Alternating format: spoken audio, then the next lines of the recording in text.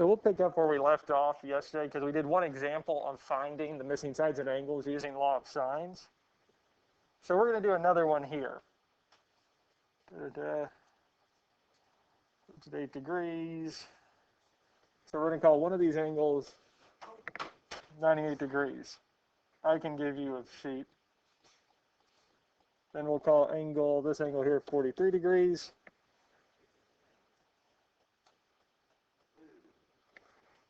And this here is 22 feet.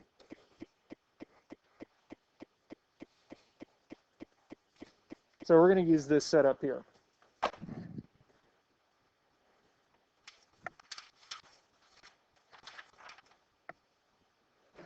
Now looking at this here, we have an angle, a side, and an angle. And so what we're going to need to find is what? A missing angle or a missing side first?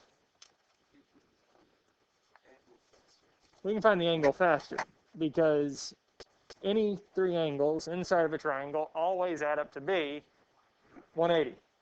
So if I want to find the other missing angle, well, we can do 98 plus 1, right? Because then we can take 141 and subtract it from 180 and get 39 degrees. So whenever we're given two angles inside of a triangle, it's not that bad to find the missing angle. Now what we need to do from here is to find the two missing sides. So we can call this, I'll just call it A and B. So for one of them, we're going to have A over sine of 43, the side angle opposite it, is equal to, well, the only side that we do know is,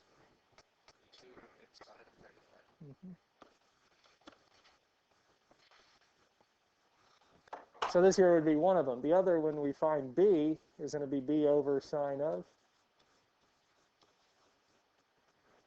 98 is equal to 22 over sine of 39. So these are the two equations we'll have to solve for. Now, not at the bottom of the screen yet. Oh, yeah. So when we solve for A, well, we're going to multiply both sides by what? Sine of 43, which would give us 22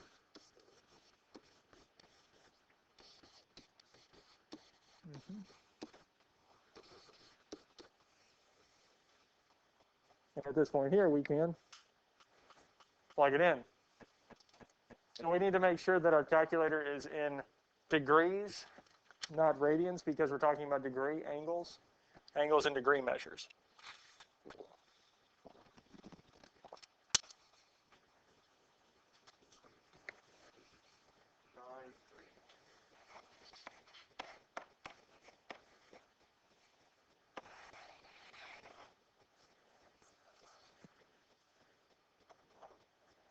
Now for B, we're going to do a similar thing, but this time we're not going to multiply by sine of 43. We're going to multiply by sine of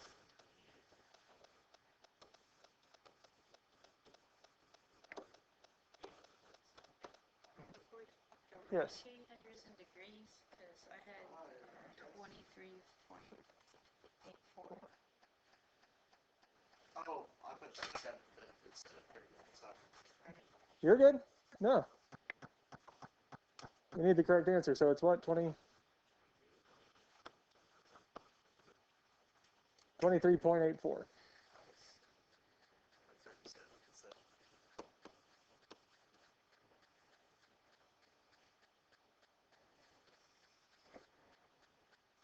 Okay. And then when we look at B, we'll do 22 sine of 98 over sine of 39. Or really, we can just change 49 to 98. And it'll give us something bigger than 23.84.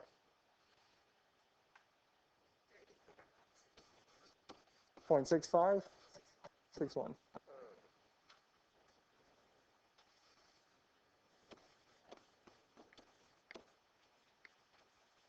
And that's all we have to do for this here. Any questions on any of this here? We good with this here? Yes? Okay. So we really looked at both of the cases that we can use angle, angle, side for using law of sines. Those are kind of two examples. I feel like we got those pretty well, yes? Now, the other case that we have is the arbitrary case, ambiguous, not arbitrary, ambiguous case, side-side angle. Because if we looked at our flow charts that we got the other day, or we made on Tuesday, when we are given two sides and an angle, well, that side of the chart got really big, yes, because there's a whole lot of different possibilities. Because it could be that there's no such triangle, one triangle, or two distinct triangles may satisfy this condition. So this is kind of a sketch of what we're looking at for these different possibilities. Is that we could be given an angle and two sides, but this third side never gets back to our original side, the other side. It just doesn't touch. It's not big enough. Or it could be exactly one. There's only one spot where this other line will cross. Because what's going to happen is it's going to come and hit that point, but everything else is going to be just short. So it doesn't work out.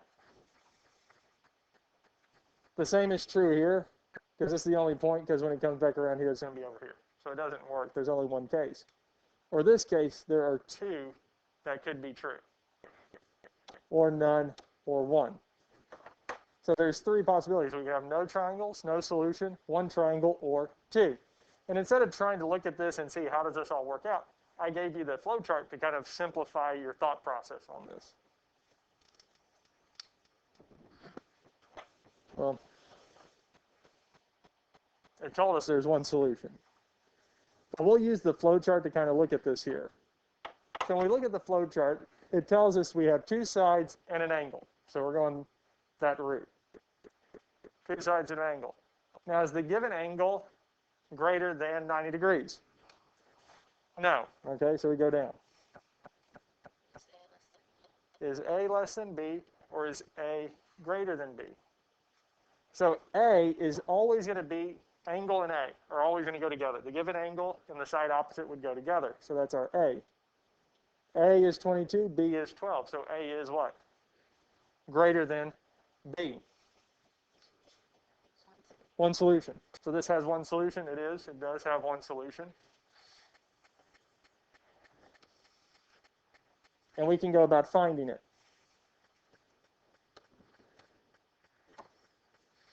Now, the first thing we need to do is figure out, are we using, are the equations that I call number one or the equations I call number two? Are we having sine on top, or are we having sine on bottom? Well, let's see what we have. Because I do need to find one more missing side, yes? And I have two missing angles. Well, to find side C, I need angle C, because both of those are missing. So I really can't find sine C without angle. So that doesn't work. Well, let's make it even easier. Let's just pick one. Let's say A, which would be 22 over sine of 42. We have both of those, yes? Is equal to, well, B is 12 over sine of B. I don't have angle B. Is equal to C over sine of C. Well, this one here, as of right now, is completely out. Because I have both missing, I can't solve for more than one thing at a time. So when I look at these other two, well, what am I missing? Angle B. So I don't want sine on bottom. There's nothing wrong with solving it this way. It's perfectly fine to solve it this way. But for me to be able to solve it, I have to get sine out of the denominator, sine of B out of the denominator on top, yes? So I mess with it this way, I can just flip it and get the same result. So we could say sine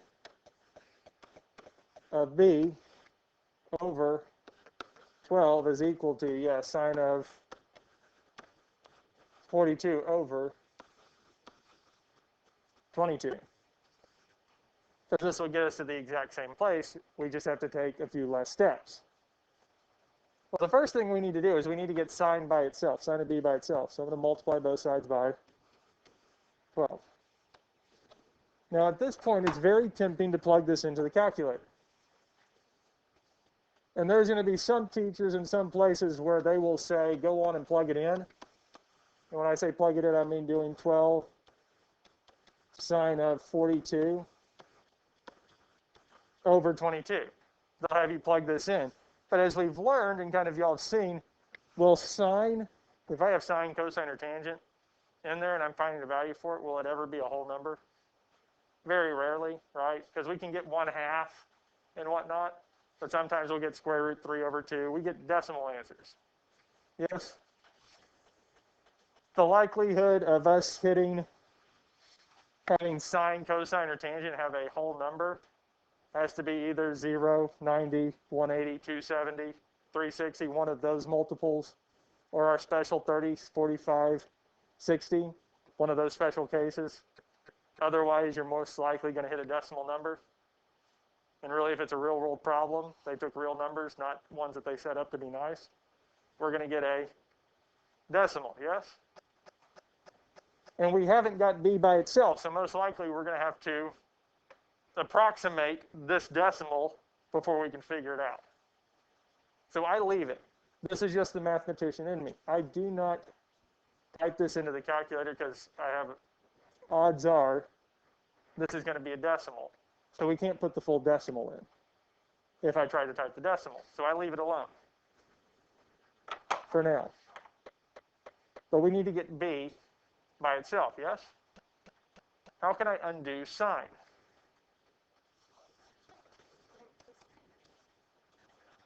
Our inverse.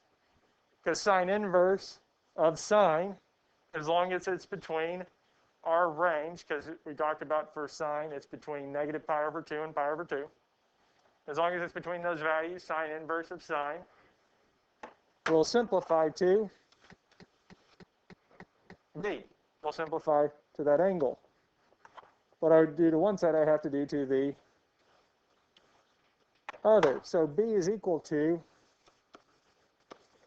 sine inverse of 12 sine of 42 over 22. This is why I don't turn this here into a decimal, because I want to be as accurate as possible when we find this angle.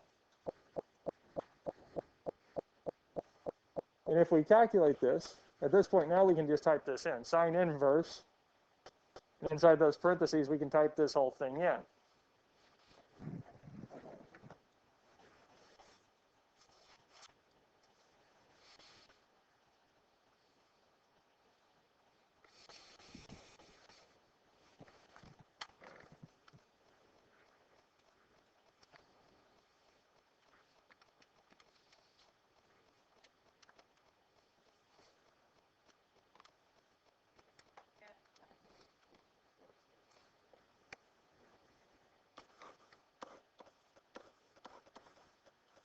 Four zero nine six. We'll call it 4-1. They're going to round to 2 decimal places. Now, part of the reason, again, I say I don't want to round this here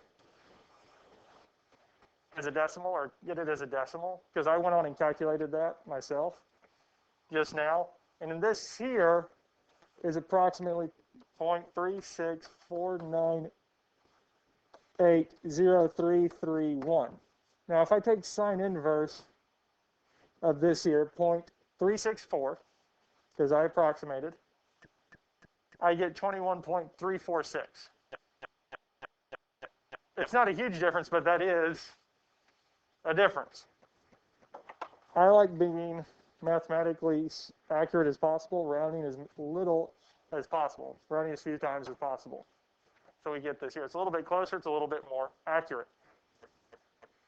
So that's our angle B. 21.41.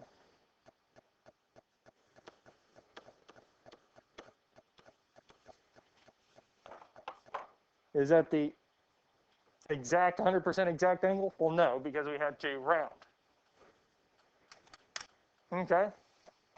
So what are we missing still? Angle C and side length C, yes? Well, luckily, angle C is not that hard to find. Now, that is. So what do I have two angles inside of a triangle, yes? So what can we do? We can take 42 and add to it 21.41. 63.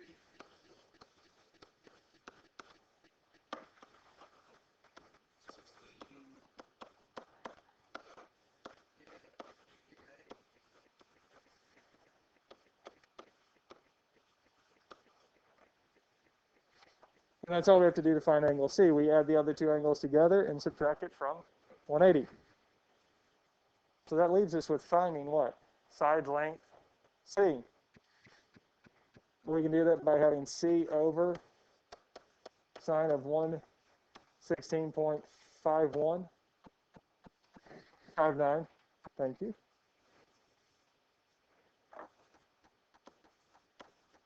Is equal to. Which one do you think would be better to use? A. I will stick with A. Because what do we know about angle B? It's an approximate, yes?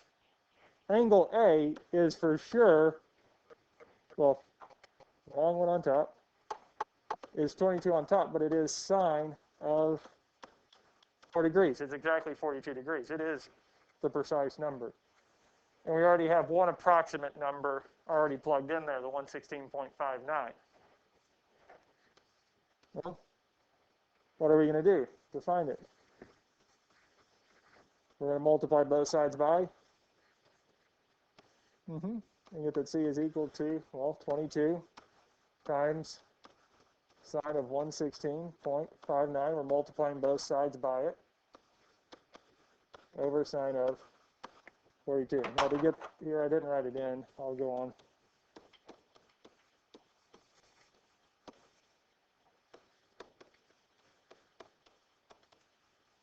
We're multiplying both sides because those will cancel when we get this here. And now we just need to type this into the calculator. Yeah. 401 or 40. Because they're going to stick, for this here, we're going to stick to two decimal places. 29.40. And that's it.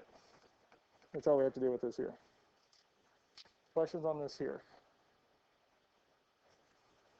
Okay. So sine of A, they go through 24.41, subtract it, 116.59, and we go through and find the sides.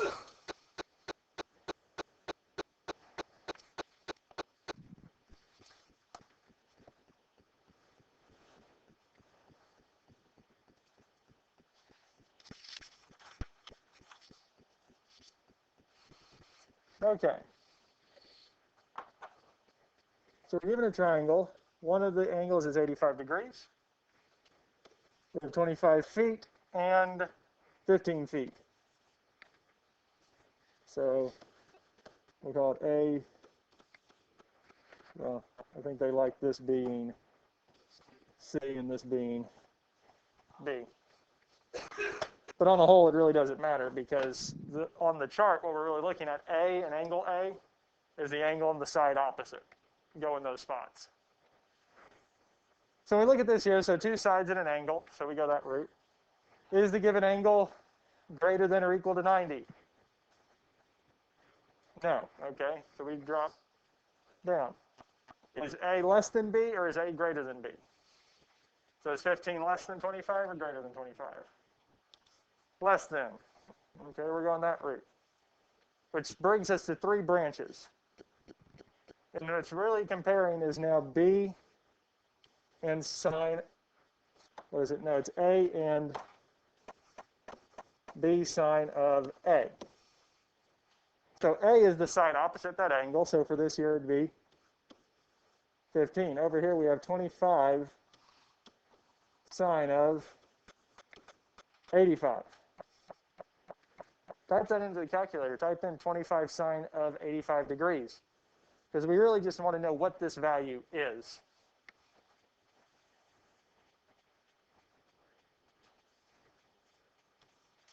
So this here is greater than it, yes? So out of those three, which is it? No solution. It's no solution.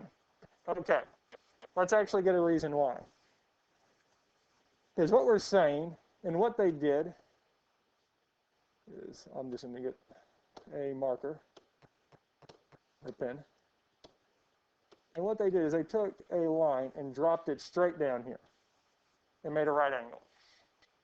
Because in a right triangle, this length here, we'll call it x, is equal to, well, sine of 85 degrees is x over 25. Yes?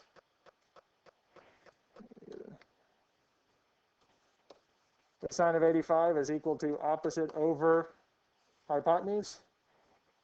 I multiplied both sides by 25. We get this here, because sine of 85, so we get the height. So what this is talking about is this height here. Okay? So that makes sense? So that's what this is. B sine of A is this height. Well, for me to have a triangle, well, this other side length here has to be at least as long as it's here, because if it is, we'll make contact with this other side. But what did we say? This A is less than that, yes? Well, I think it said it was greater than 24, wasn't it? Point. Well, this other side's only 15, so it only come down to here. It would never make it to the other side. So that's what this is really talking about when we're comparing this. Kind of the overall height of the triangle. Is the other side smaller than the height of the triangle? Bigger than it? How does it work? And because it's less than, this is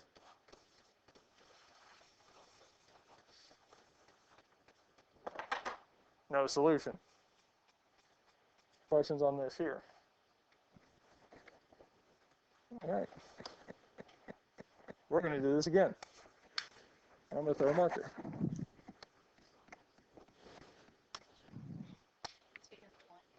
Yeah, she beat me. So we have 20.5 degrees, 31, and 12. A, C, D. So we have two sides and an angle. Is the angle greater than or equal to 90? Well, no.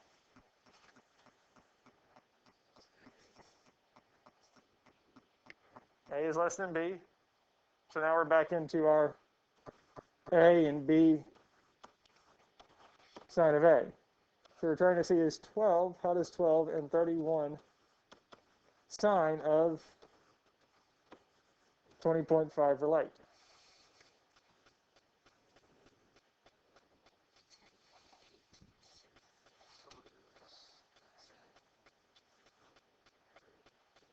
Because A is bigger than this here. So we have two solutions. We have two solutions for this here. There's two possible setups for this triangle.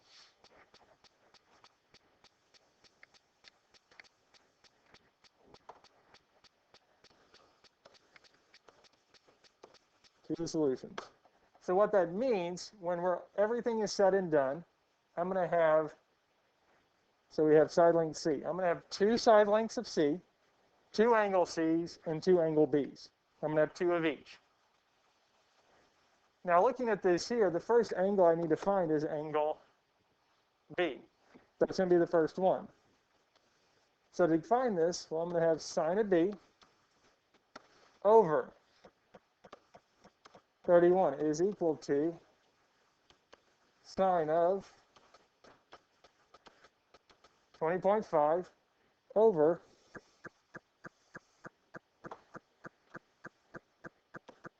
12. So this here is going to be the exact same as what we just did. Not the last problem, but the one before. Finding angle B. Well, the first thing we need to do to find angle B is, well, to multiply both sides by 31, which will tell us that sine of B is equal to 31 sine of 20.5 over 12.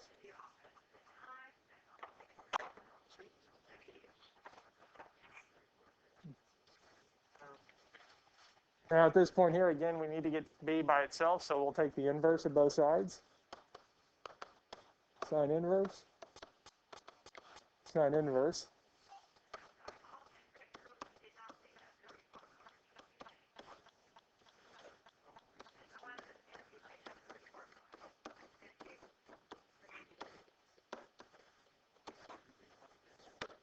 Okay, we get this here. Now, to find angle B, we just need to type this in. What is it?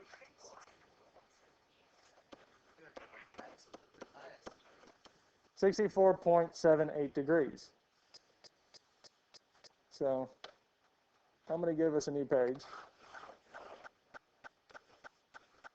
What was it, 20.4? 5. And then we just got 60.78.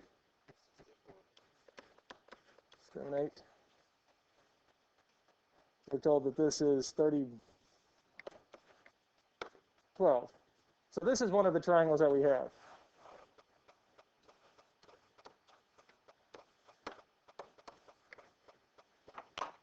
Now I did draw the triangles the exact same because they're not going to be the exact same, but I'm just putting them down just for reference.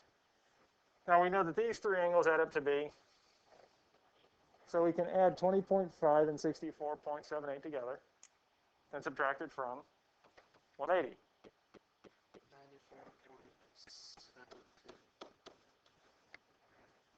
Is our other angle.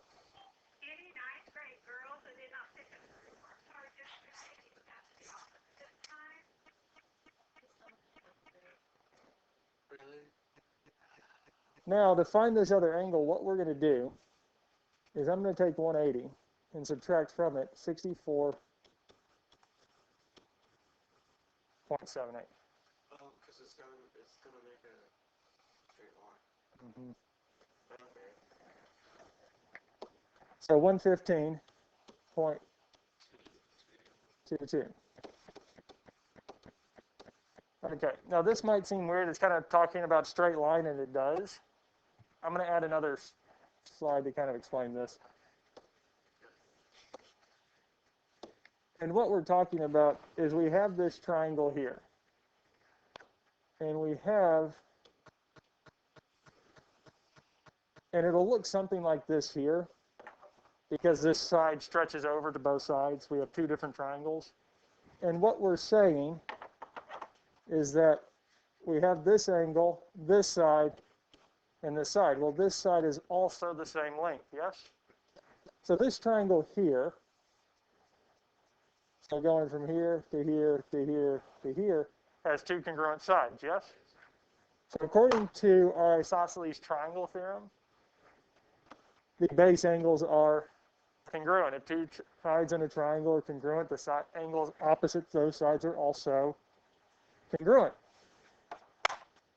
So what we just found is that one of them is 64.78, which means this over here is 64. These two angles here add up to B. So that's where we got the other angle, that 115. So I drew it as two separate triangles, but really they're a part of the same triangle. So once we find that first angle, because it's going to be this one here, because sine inverse is stuck between negative pi over 2 and pi over 2, negative 90 and 90 degrees. So we'll never get this bigger angle from sine inverse. We'll always get the smaller one. So then we subtract it from 180 to get the bigger angle, which is why we have these two setups here. But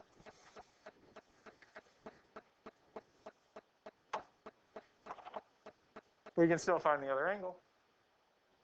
Because again, three angles inside of a triangle add up to B. So we can do 20.5 and 115.22.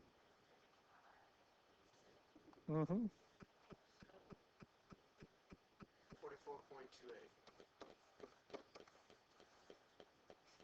Yeah, I know.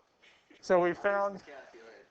You're using the head. two angles. So because again, we're supposed to find four angles total, two for each triangle. We found that. Now we're just missing the side on both. We're just missing the third side, yes?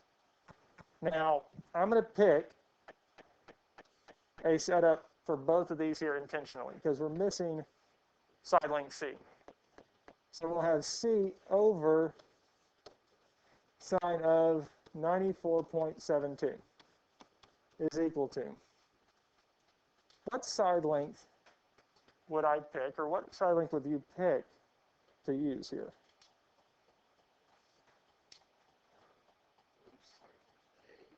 I'm going to use A because it's going to be 12, because picking 31 is not any big difference. But let's see what it's over. This one here is over sine of 20.5. Okay, that's fine. I mean, they're both decimals. But 31 is over sine of 64.78 here. What's it over here? Oh. 115.22. Because I'm going to have to find both C's. An angle A in both triangles is what? The same. So I can use the calculator and replace the only number that's changing, which would be angle C, to do this a little bit faster. That's why I picked this side. Because as they say, work smarter, not harder. So we can multiply both sides by 94.72.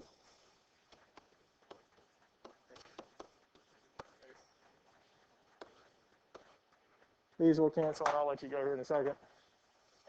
So we'll have C is equal to 12 sine of 94.72 over sine of 20.5. And that will give us the first value of C.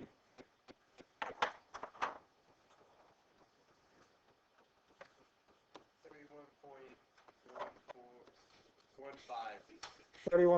31.15? Yeah, it's 0.149. So. Now the other one is going to be almost the exact same. We'll have C over sine .